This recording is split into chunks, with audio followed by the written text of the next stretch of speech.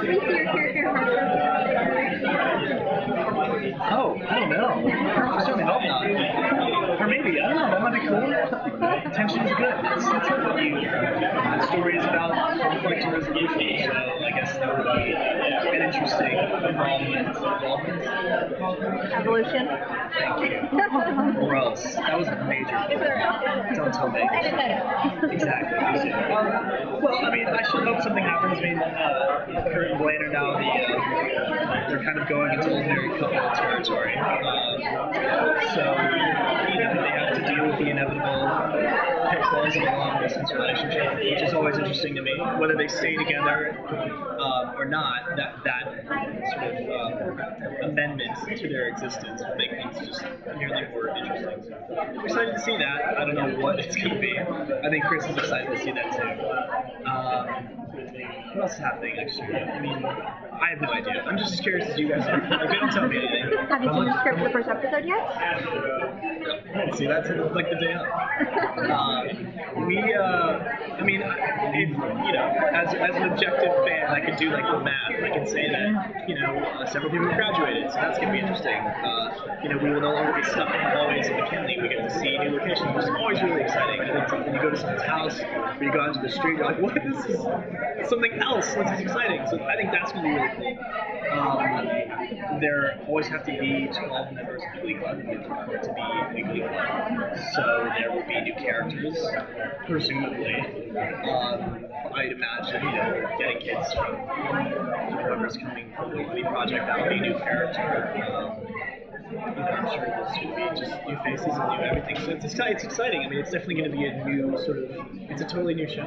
So how much did GLEE change your life? Well, I can pay my rent now, which is nice.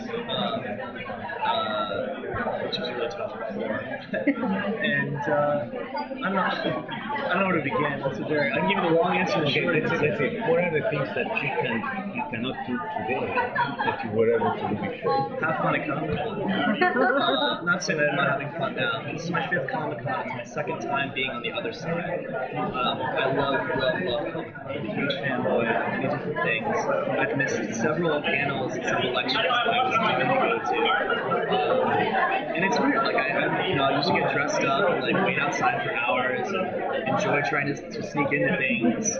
And then, ironically, and I should be so lucky, being on the other side negates that experience. So I'm behind this glass curtain where I can't. I won't hold myself down. I know Mike Henry had said that you were actually at the Cleveland show panel, and that's how you ended up going on the Cleveland show. Are you making no, Rich is being a smartass. Part of that, yeah. I told him after the fact. Yeah. I have a lot of Comic-Con stories that are crazy. One of my first, I spoke at a Harry Potter panel about 3 years ago. This is my involvement with the Harry Potter fandom. Right. And we were really worried that no one was going to come because everybody was going to this panel for this thing called GLEE. What the hell is GLEE? A year later, I was on it. Matthew Bomer was such a great guest star on the show this year. What was it like? Wait, you mean the most handsome man on the planet? Well, I mean... Prince Charming himself? he was in Magic Mike. He was. I haven't seen it. But he was such a great guest star. What was it like, filming, shooting with him, and is it possible he will come back? What are you feeling I would love him to come back. I think I'd like to see him come back. I think we will love to see him come back. He's nothing short of a gentleman, and just a darling guy. So I would love to have him back. I'm very, I went to, this doesn't mean anything, but, experientially we have a similar background because we both got our Bachelor's of Fine Arts in theater and acting, so we both went through the college machine of studying acting.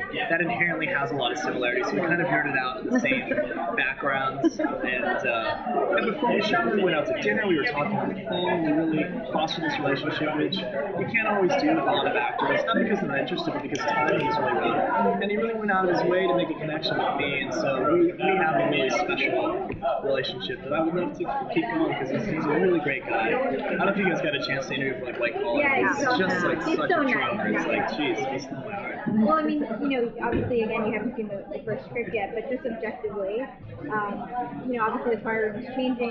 Lee is not there, so Rachel's no longer like the queen bee of the choir room. How stiff do you think the competition Blaine will be the queen. Yeah, exactly. And how stiff do you think, and who's Blaine's biggest competition? Who will fight for that crown? I don't know if anybody will. I mean, objectively, like as a fan, Yeah. like I believe that Kevin is already in Jenna as Tina. I'm forgetting about those. Yeah, we're the seniors now.